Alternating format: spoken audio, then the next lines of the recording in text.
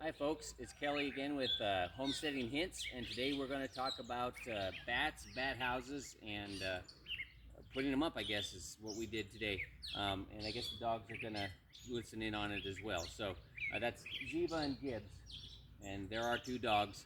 We just got done putting up a couple of bat houses, and we end up putting them on our old flagpole.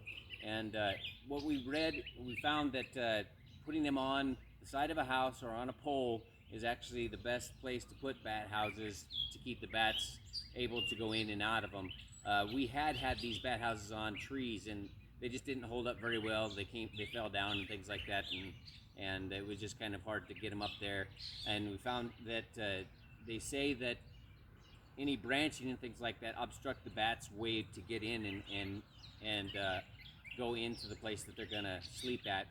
And so it was hard for them to get in and out of there anyway. And we found that out, and so we decided to change it to this old flagpole that we have in our front yard.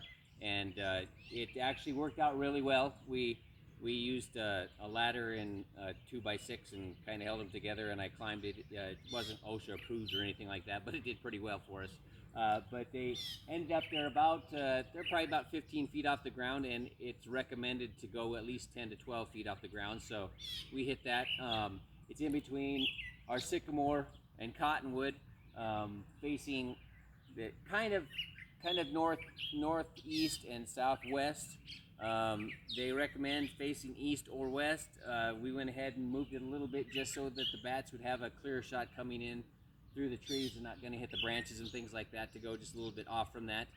They like to have apparently 6 to 8 hours of sunlight to kind of warm them up, because they can get pretty cold, especially in the cooler times of year.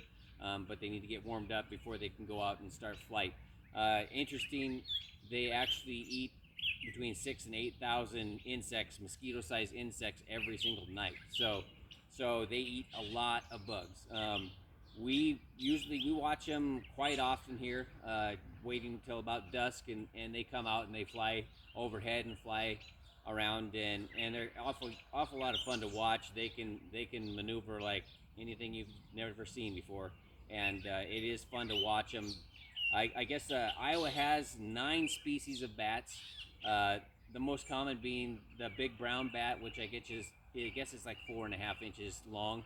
The body is so not much bigger than a mouse, and that's one of the bigger ones. There are 9 species though in Iowa, so it looks as though there were 2 species that were endangered and a couple of vulnerable ones as well. So they're not really doing that well, and I know that they're not doing that well across the country.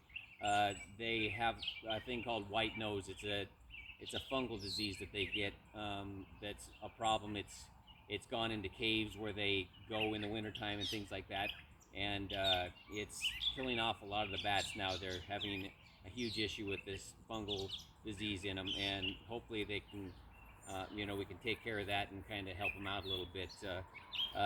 We're doing what we can, because many of you are afraid of bats, I'm sure, or just nervous around them because of rabies and different things like that. But I can tell you that there's hardly ever any kind of issue with bats. They don't like to be around people, and we don't like to be around them, generally speaking, either. And I know that they usually try and avoid contact with humans if at all possible.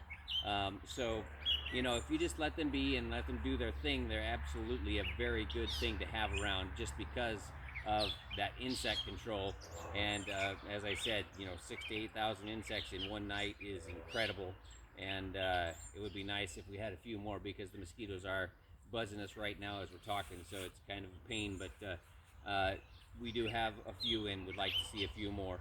So the houses we put up, we just bolted around the post with a U-bolt, and tightened it up and pinched it in between the wood of the house and the pipe, and pinched it tight and slipped it up above. A couple are up above there that was a little bit bigger around than that, so it won't slide down. And they seem to be working out real well. We put 2 of them back to back so they can choose whichever one they want, and that's also something that they said is a good idea, because then if it's during the hotter times, they can choose the cooler side, and during the cooler times, they can choose the warmer side to go sleep at night. So, or at during the day, I should say, actually. But it's kind of a neat thing, and I can tell you that bats are very important, and we probably should uh, try and help them out as much as possible. If they get in your house, there's an Iowa wildlife Control. control unit that you can call. I'm not sure the number on it, but if you just look up the Iowa Wildlife Control, you can get a hold of them, and they can come and capture them without harming them and get them out of your house. Or I know that they go into old churches and things like that as well. But don't kill them. They're very good for us, and like I said, that's a lot of insects. And the more bats we have, the fewer mosquitoes we have, which I would think most people would actually prefer. So the bats stay up in the air and stay away from us for the most part. So they're a great addition to definitely to most homesteads, and especially I mean, like living out in the country with a lot of insects, a lot of mosquitoes. They definitely help us out a lot, even if it's maybe not noticeable. I'm sure if we didn't have any bats at all, you would maybe notice it even more. So we'll try and keep kind of we try and keep a good relationship with all our wildlife. We avoid you know doing any harm to wildlife unless we absolutely have to here at our farm. And it's just kind of a mutual respect. We hope the animals that come and go, we try and avoid them doing any damage to our chickens, our gardens, things like that as much as possible. And we try not to do too much damage to them as long as they kind of avoid our stuff. We avoid doing anything like that to them. And I know that bats definitely will try and avoid you. And if they can do all the mosquito catching that they do, then we want to have them around. So just keep that in mind. Tolerate them a little bit, and just enjoy them. They are a lot of fun. So yes. They did say they need the reason part of the reason they like them to be so tall is they need Oh three yeah. Yes. foot to Yeah. They have to drop. have 3 foot of drop apparently. When they're coming out of wherever it is they're sleeping, they drop before they can get a takeoff on them, and it's supposed to be about 3 feet. So you want to have something that's not got anything that close underneath of it to where they're going to drop and hit that, so they can't get taking off. They have to get a good glide going, I guess, before they can start flying. So keep that in mind, that they need 3 foot of clearance underneath of them. So yeah, that's one added thing I forgot to mention, but it is true, and that's what we need to kind of watch for, as well as Yeah, if getting you're thinking branches about and putting things it like on that. your chimney of your Yeah, house or yeah. If you put it on a something. chimney, you need to watch that. I may not necessarily say that you should probably put it on your chimney, because they may start using the chimney. But if you have one that's not being used, or you can plug it and it's not being used, or you have a good screen around it that they can't get into, you might still try that. They're not gonna cause any like damage to the building or anything like that. They're just gonna use it for their sleeping place. So if you want to try it on a building like that, that would be just fine. Otherwise, a tall Morton building, things like that, would work as well.